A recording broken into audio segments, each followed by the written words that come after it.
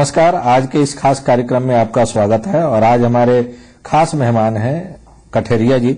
कठेरिया जी केंद्र सरकार में मानव संसाधन राज्य मंत्री हैं और भारतीय जनता पार्टी के कुछ जिम्मेदार महत्वपूर्ण जिम्मेदारी निभाने वाले नेताओं में एक हैं। कठेरिया जी, आज हम आपसे जानना चाहते हैं कि पंजाब और छत्तीसगढ़ दो राज्यों की सांगठनिक जिम्मेदारी है, आपके पास प्रभार है। सबसे पहले पंजाब से शुरू करते हैं। पंजाब में विधानसभा का चुनाव होने वाला है कुछ दिनों में। क्या पार्टी हरियाणा की तरह पंजाब में भी अकेले चुनाव लड़ने की तैयारी कर रही है? देखिए, भारतीय जनता पार्टी पंजाब में अकाली दल के साथ सरकार में शामिल है और भारतीय जनता पार्टी का एक बहुत पुराना, कहा जाए, केवल राजनीतिक गठबंधन नहीं है बल्कि एक रिश्ता भी है और उसको हम दोनों लोग मिलजुल करके जो गठबंधन धर्म है उसको निर्वाह रहे हैं। उसमें हमें दोनों दलों को कोई किसी तरह की आपत्ति नहीं है। लेकिन अभी तक जो उदाहरण है देश के सामने कि आपने अपने 25 साल पुराने सहयोगी को महाराष्ट्र में डंप कर दिया चुनाव के दौरान, जब आपको लगा कि शिवसेना अब लाइबिलिटी है भारतीय जनता पार्टी के लिए। और वही शिवसेना जब भारतीय जनता पार्टी के लिए हम कहें कि ऑक्सीजन का काम कर रही थी, तब भारतीय जनता पार्टी शिवसेना के साथ थी। दूसरा उदाहरण हरियाणा का है। हरियाणा में आपने अपने जो राजनीतिक सहयोगी पार्टी थी उसको छोड़ दिया, अकेले चुनाव लड़े और सरकार में है। तो इन दो राज्यों के जो परिणाम आए, जो ट्रेंड देखने को मिला, उसके आधार पर कहा जा रहा है कि अब पंजाब में भी भारतीय जनता पार्टी ने लगभग मन बना लिया है अकेले चुनाव लड़ने के लिए। इसमें कितनी सच्चाई है? देखिए, ये बात बिल्कुल सत्य है कि आज पूरे देश की यदि राजनीतिक परिदृश्य को हम देखें तो हमारे ध्यान में जरूर आता है कि देश की जनता भारतीय जनता पार्टी के पक्ष में है।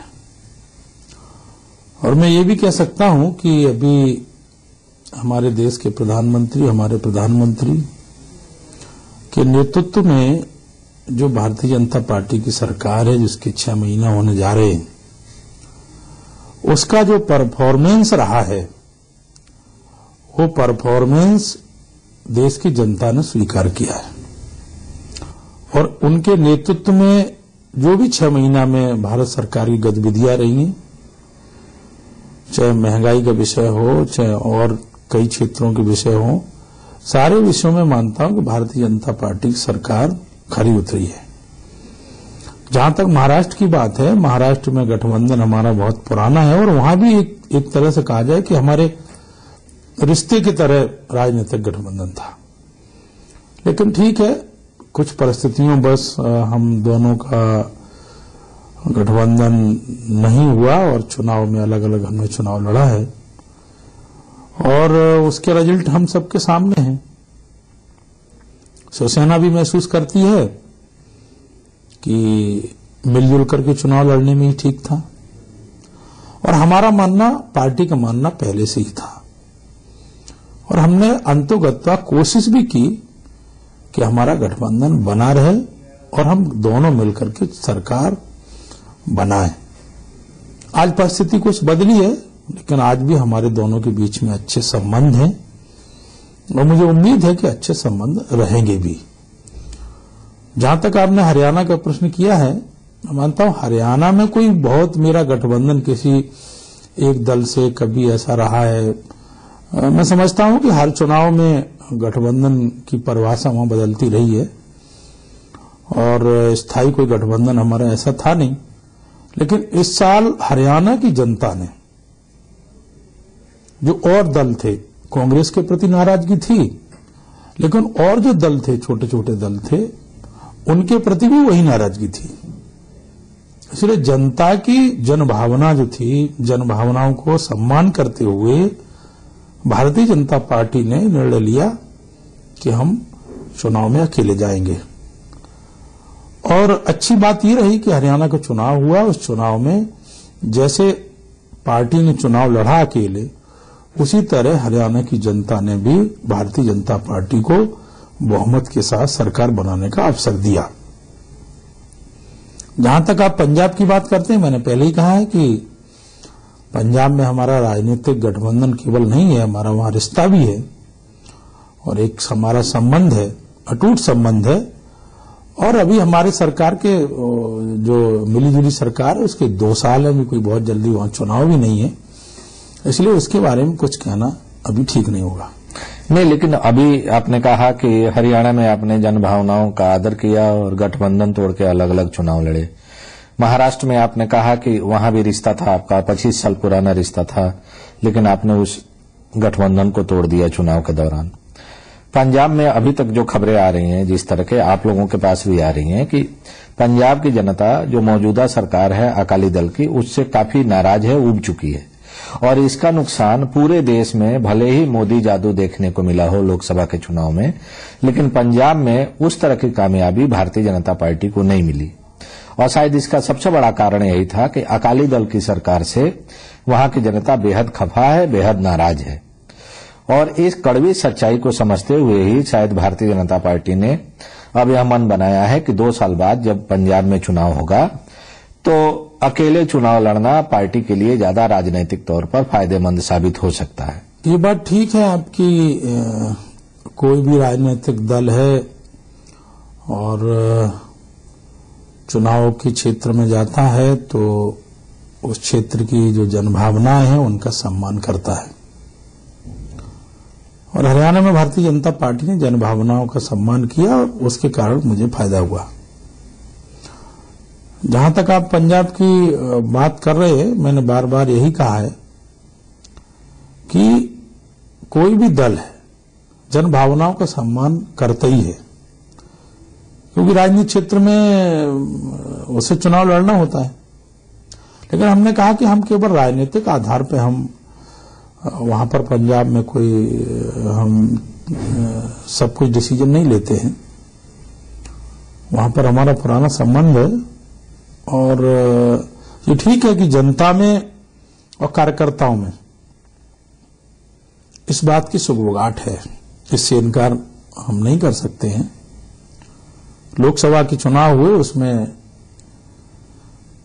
हमें, हमारी पार्टी को और अकाली दल को भी मुझे लगता है कि जो हमें सफलता जितनी पंजाब में मिलनी चाहिए तो वो नहीं मिली। कारण बहुत हो सकते हैं, लेकिन अभी हमारा गठबंधन है और मजबूती के साथ गठबंधन है। अच्छा रामशंकर जी, आप छत्तीसगढ़ के भी प्रभारी हैं पार्टी के।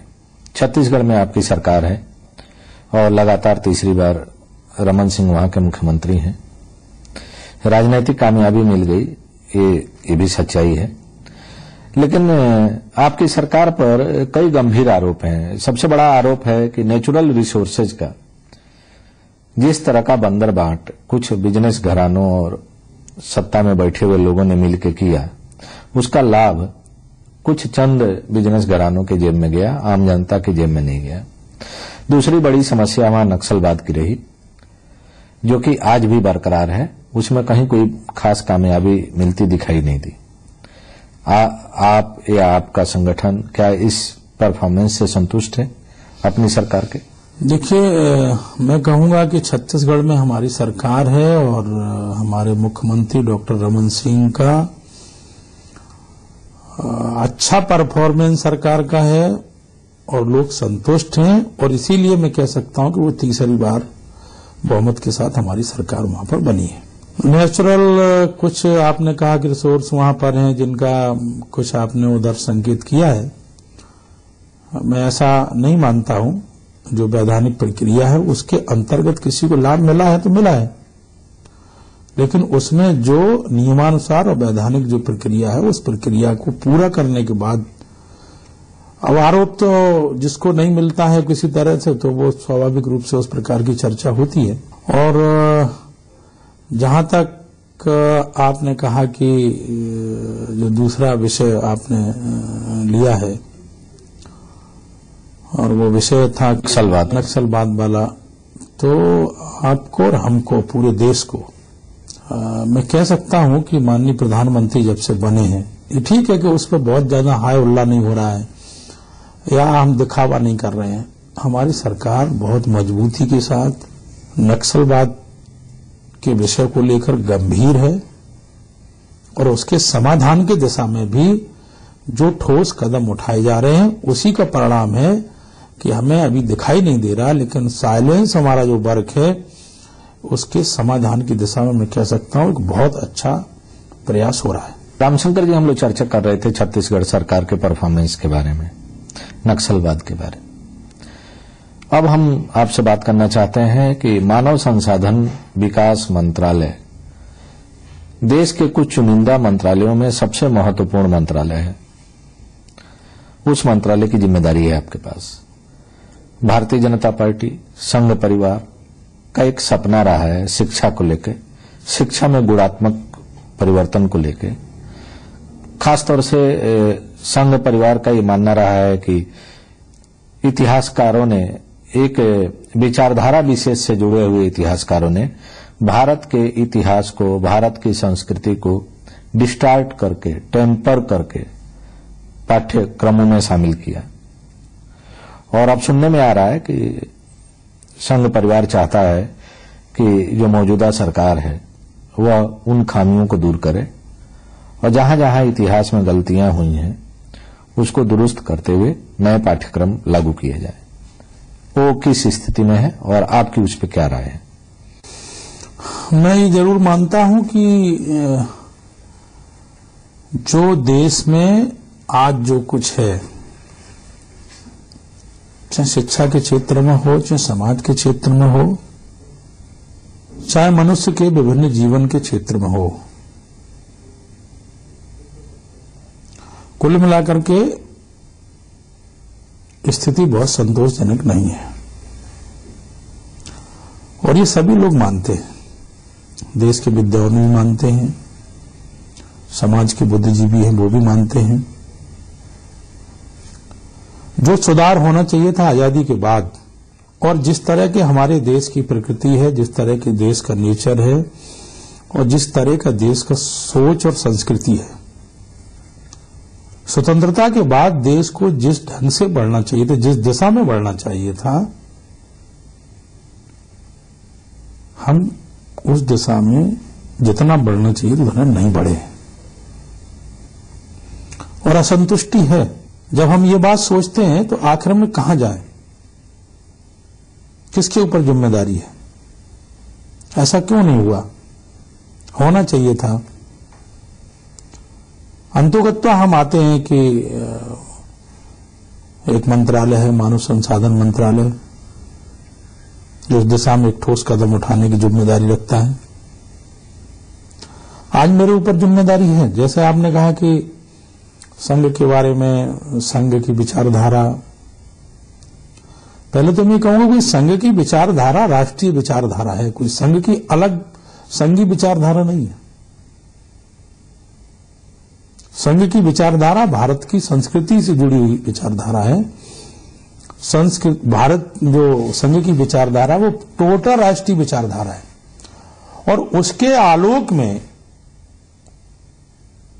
संवैधानिक व्यवस्था के अंतर्गत यदि जहां आवश्यकता है और उस तरह का कोई सुझाव आता है तो हम देश के बुद्धिजीवी को आह्वान करते हैं कि आज के परिवेश में, आज के परिप्रेक्ष्य में हमारे मंत्रालय को किस किस क्षेत्र में किस किस की परिवर्तन की जरूरत है, तो हम संवैधानिक व्यवस्था के अंतर्गत उस पर विचार करेंगे। और आज मुझे विचार करने की जरूरत लग रही है। आप शिक्षा के क्षेत्र से आते हैं, क्या आपने कोई उस तरह का आइडेंटिफाई किया है 5 बिंदु, 10 बिंदु या 20 पॉइंट्स जिसमें कि तत्काल ऑन प्रायोरिटी बेसिस करेक्शन की आवश्यकता है? देखिए, 2-3 बड़ी चुनौतियां हैं। एक तो हमारी जो देश की प्राथमिक शिक्षा है और उसमें भी जो रूरल ग्रामीण क्षेत्र की जो शिक्षा है, जो प्राइमरी है, मिडिल स्कूल है, माध्यमिक स्कूल है, उनकी स्थिति में जो सुधार होने की आज बहुत बड़ी जरूरत है। और उसमें मैं समझता हूं कि हमारा मंत्रालय गहन चिंतन कर भी रहा है। इसी के साथ साथ जो हमारा वनवासी क्षेत्र है, आदिवासी क्षेत्र है, जनजाति के लोग हैं, अनुसूचित जाति के लोग हैं, जो एडमिशन लेते हैं लेकिन 5वीं पास करते हैं, 8वीं पास करते हैं, लेकिन धीरे धीरे उनका ग्राफ इतना बढ़ता है कि वो इतना घटता जाता है, ड्रॉप आउट ज्यादा है, ड्रॉप आउट की वो 50% भी क्रॉस कर जाता है। तो आखिर में हिंदुस्तान में जो ऐसे कमजोर वर्ग है, उस कमजोर वर्ग में 60-70% यानी 66% स्टूडेंट आगे पढ़ता नहीं है, अपने को ड्रॉप कर लेता है। हम भारत को साक्षर बनाना चाहते हैं, पूर्ण साक्षर बने, शिक्षित बने भारतवासी, लेकिन जो वो क्षेत्र है, चाहे ग्रामीण क्षेत्र हो, चाहे गरीब लोग हों, चाहे अनुसूचित जाति के लोग हों, चाहे जनजाति के लोग हों, जो आर्थिक दृष्टि से पिछड़े हैं, जो अच्छे स्कूल में जा नहीं सकते उनके बच्चे, वो उन्हीं सरकारी स्कूलों पर डिपेंड हैं। उनमें सुधार हो, गुणात्मक उनमें विकास हो, इस दिशा में हमारा मंत्रालय चिंतन कर रहा है, विचार कर रहा है, और इस दिशा में निश्चित रूप से हम ठोस कदम उठाएंगे। आपकी पिछली सरकार जब थी देश में, तो उसने राइट टू एजुकेशन की बात की थी, उन्होंने कानून भी बनाया था। अब आप लोग और उसमें गुणात्मक सुधार लाना चाह रहे हैं। जो राष्ट्रवादी विचारधारा वाले संगठन हैं, उनका भी एक अपना ब्लूप्रिंट है, एक ड्राफ्ट है। क्या उनके जो ड्राफ्ट हैं वो आप लोगों को मिल गए हैं, जिसमें उन्होंने सुझाव दिए हों कि क्या क्या बदलाव की जरूरत है किन किन क्षेत्रों में? देखिए, ये बड़े दुर्भाग्य की बात है कि जब भारतीय जनता पार्टी की सरकार बनती है तो कुछ लोग कुछ न किए हुए चिल्लाना शुरू कर देते हैं कि भगवा करण और वो संघ का एजेंडा और ये और वो। इस तरह की जो मानसिकता है ना, वो अच्छी नहीं है। ऐसा कुछ है भी नहीं। और ऐसा जो सोच करके चलते हैं ना, ऐसा कुछ नहीं। हम तो पूरे देश को आह्वान कर रहे हैं, जो देश के लिए अच्छा एजेंडा हो सकता है उसमें सब लोगों का स्वागत है। उसमें संघ के लोग भी आए, कम्युनिस्ट भी आए, कांग्रेस के लोग भी आए, सारे लोगों को अपील है कि आप अपने अच्छे सुझाव दीजिए और मंत्रालय उस पर गहन विचार करेगा। एक और अभी विवाद खड़ा हुआ था जर्मन भाषा को लेकर। साउथ इंडिया के कुछ स्कूलों में उसको पढ़ाने पर रोक लगा दी गई, जिसका अपनी राय या एतराज या आपत्ति दर्ज कराया जर्मनी के राष्ट्राध्यक्ष ने नरेंद्र मोदी जी से। अब उसकी क्या स्टेटस है आज की तारीख में? जो त्रिभाषा फार्मूला था उसमें और जर्मन भाषा को लेके जो विवाद खड़ा हुआ था, क्या उसका समाधान खोज लिया गया? नहीं, उसमें अभी चल रहा है विषय जो मंत्रालय ने किया है। मैं समझता हूं कोई कोर्ट वोट वाला विषय भी आ गया है, इसीलिए बहुत ज्यादा उस पर टिप्पणी करना ठीक नहीं रहेगा। लेकिन जो भारतीय भाषाओं को प्रमोट करने की नीति रही है, उसको देखते हुए आपकी सरकार और क्या क्या काम करने जा रही है जिससे कि भारतीय भाषाओं को और प्रोत्साहन मिल सके? ये अच्छा प्रश्न है कि किसी भी देश की जो भाषाएं हैं, और अपने देश में तो आप समझ ही रहे हैं सबका अपना अपना महत्व है। उनके विकास के लिए, उनके संवर्धन के लिए, उनकी कुछ और क्षेत्रीय ऐसी कुछ भाषाएं हैं उनको विकास के लिए निश्चित रूप से मंत्रालय विचार कर रहा है, और इस दिशा में जो जो सुधार की संभावना होगी हम करेंगे। एक और विवाद खड़ा हुआ है जब से इस सरकार बनी है। पहले आपकी कैबिनेट मंत्री स्मृति ईरानी को लेकर था और बाद में आपकी योग्यता और आपके सर्टिफिकेट्स को लेकर था। आपको नहीं लगता है कि मानव संसाधन जैसा मंत्रालय, जिसकी जिम्मेदारी आप दो लोग निभा रहे हैं, उसमें इस तरह का विवाद खड़ा होने से या विवादों में बने रहने से उसका असर पूरे मंत्रालय के परफॉर्मेंस पर पड़ेगा? नहीं, जब कोई सच्चाई होती है तभी होता है। सच्चाई कहीं कुछ होती नहीं है तो फिर उससे कोई मतलब नहीं है। मैं समझता हूं कि जो मेरे बारे में कुछ मीडिया के लोगों ने कहा था या मीडिया में दिखाया गया था, जो हमसे हार गए थे चुनाव बसपा के कैंडिडेट, उनकी सरकार थी उत्तर प्रदेश में, उन्होंने जिस रजिस्ट्रार के लेटर पैड पे कुछ 4 पॉइंट लिखे थे, उस लेटर पैड का, वो लेटर पैड उनका नहीं था, उसकी फोटोकॉपी की गई, उस पर 4 पॉइंट लिखे गए और वो 4 पॉइंट लेकर के, क्योंकि सरकार उनकी थी, उस फोटोकॉपी, फर्जी फोटोकॉपी पर एफआईआर हुई मेरे खिलाफ। इन इतिहास में ये पहला मिलेगा जिस फर्जी फोटोकॉपी पर मेरे खिलाफ एफआईआर हुई। और इसलिए मैंने कहा था, बयान दिया था जब मेरे संज्ञान में आया कि हम एक नहीं, मंत्री तो बड़ी पद है, हम तो यूनिवर्सिटी से लेकर के और पार्लियामेंट से लेकर के सबसे यदि आधा % भी, क्योंकि आधा परसेंटेज बदल देता है, आधा % भी, आधा अंक भी यदि कोई सिद्ध कर देगा ना, तो सब तरह से अपने आप को संन्यास ले लूंगा। रामशंकर जी, एक आम चर्चा है, खासतौर से सत्तारूढ़ दल में ही है और जो लोग मंत्रिमंडल में, सरकार में शामिल हैं, उनके बीच में भी है कि मोदी जी की जो स्पीड है, मोदी जी का जो एनर्जी लेवल है काम करने का, उस स्पीड के साथ कदम से कदम मिलाकर चल पाना बहुत मुश्किल हो रहा है सरकार में शामिल मंत्रियों को। आपको कैसा लग रहा है? आप भी मंत्री हैं, आपके ऊपर संगठन की जिम्मेदारी है और सरकार चलाने की भी जिम्मेदारी है एक मंत्रालय की। आपका क्या राय है? ये बात बिल्कुल सत्य है कि हमारे प्रधानमंत्री में बहुत एनर्जी है और इसीलिए सरकार में पूरे में एनर्जी है। उनकी एनर्जी, हम लोगों में भी एनर्जी है, हम भी वहीं से एनर्जी लेके चल देंगे। हम लोगों के मंत्रियों के लिए अच्छा है कि उनसे प्रेरणा लेकर के, उनसे एनर्जी लेकर के और उनके मार्गदर्शन में हम आगे बढ़ें, अपनी जिम्मेदारी का निर्वहन करें।